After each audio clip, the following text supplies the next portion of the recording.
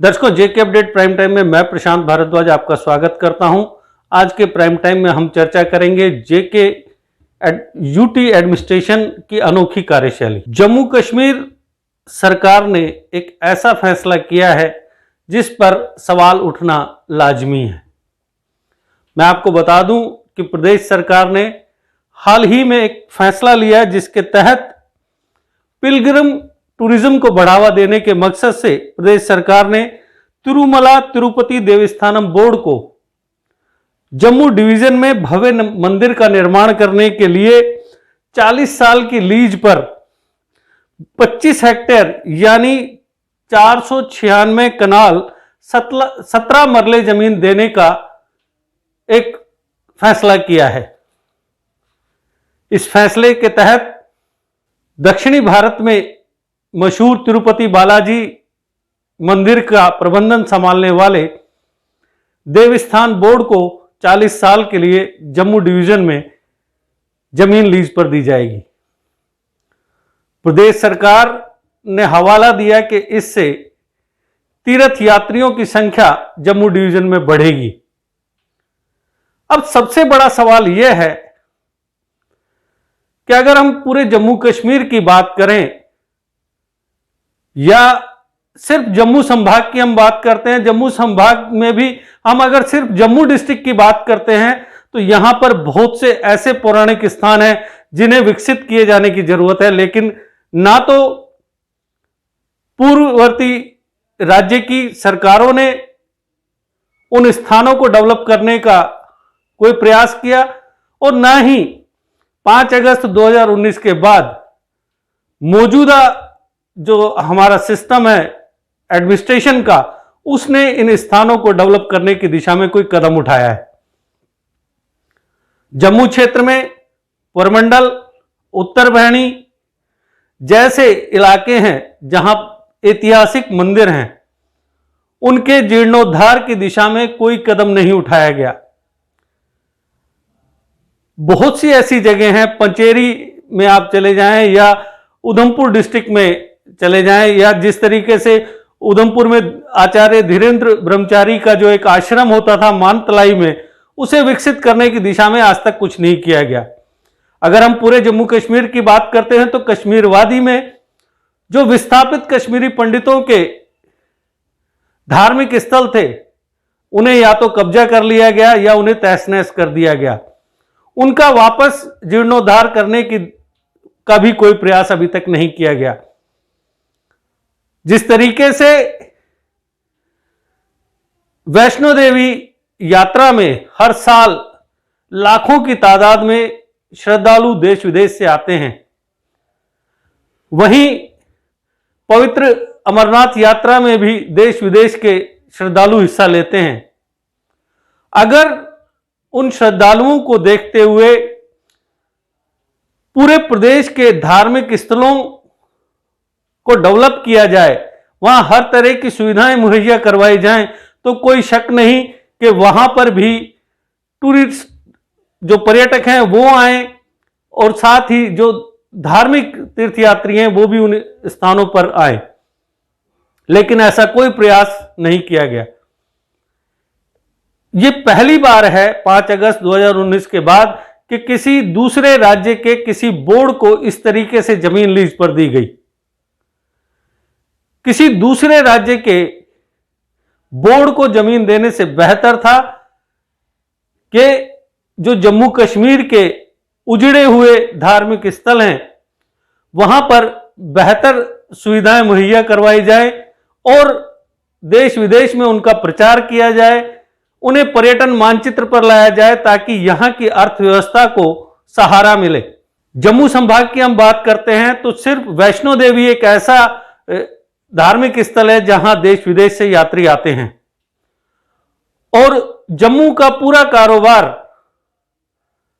श्री वैष्णो देवी यात्रा और श्री अमरनाथ यात्रा पर आने वाले श्रद्धालुओं के कंधों पर टिका है। वो यहां आते हैं, यहां कुछ समय रुकते हैं तो यहां का कारोबार चलता है। लेकिन जब से ट्रेन सेवा कटरा तक पहुंच गई, तब से जम्मू में वैष्णो देवी श्रद्धालुओं के आने की आमद कम हो गई। पिछले साल कोरोना महामारी की वजह से अमरनाथ यात्रा स्थगित रही, जिसका असर जम्मू के कारोबार पर पड़ा। और इस साल जो हालात बन रहे हैं उसमें कुछ कहा नहीं जा सकता कि आने वाले दिनों में क्या होगा। हम जनता की तरफ से सरकार से यह सवाल कर रहे हैं कि क्या वजह है कि आप किसी दूसरे राज्य के बोर्ड को यहां भव्य मंदिर बनाने के लिए जमीन लीज पर दे रहे हैं, जबकि आपको यहां पहले से मौजूद मंदिरों को, यहां जो धार्मिक स्थल है उनको विकसित करने की दिशा में कोई कदम उठाने चाहिए।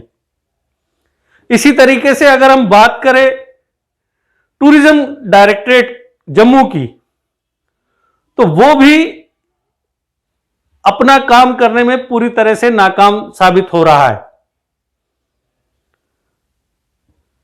देश के विभिन्न मेट्रो सिटीज में, दिल्ली, बंबई, कलकत्ता, चेन्नई में रोड शो किए जाते हैं। डायरेक्टर टूरिज्म के अधिकारियों से हम ये सवाल करना चाहेंगे कि क्या कभी किसी दूसरे राज्य का रोड शो वहां के टूरिज्म डिपार्टमेंट ने जम्मू या श्रीनगर में कभी आयोजित किया? आप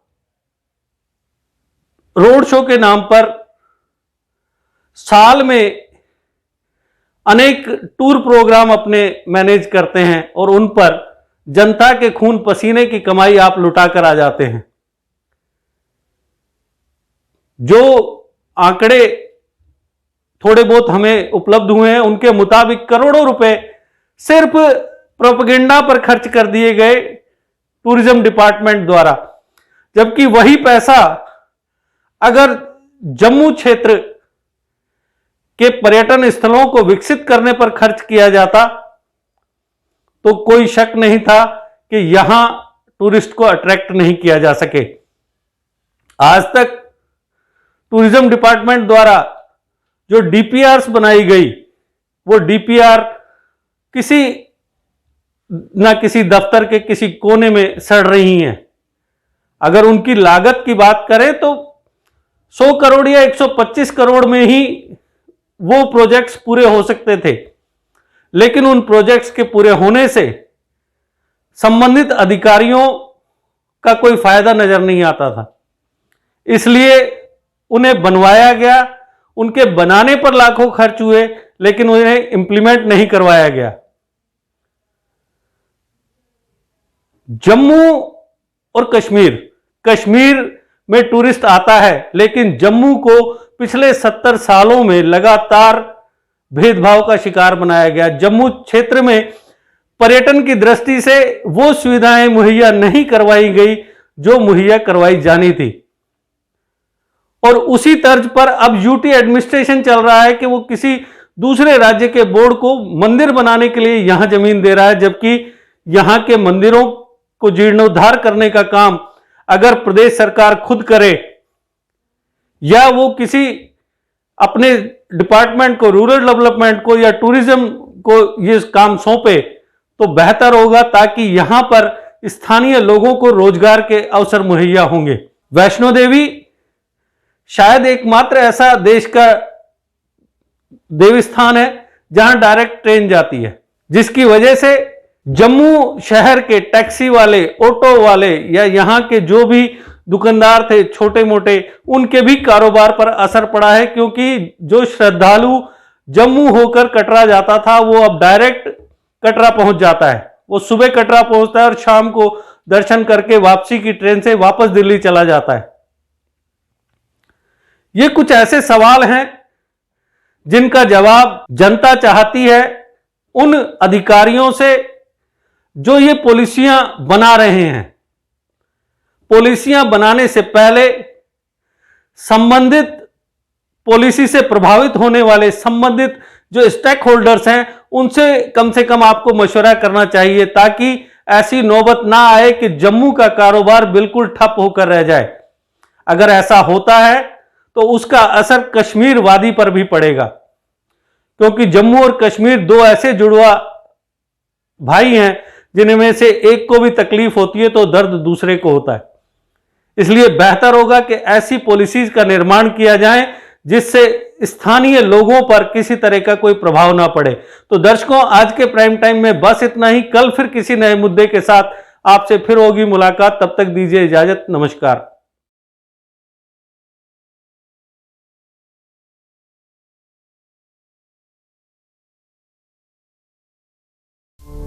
जीके अपडेट रहे हमारे साथ।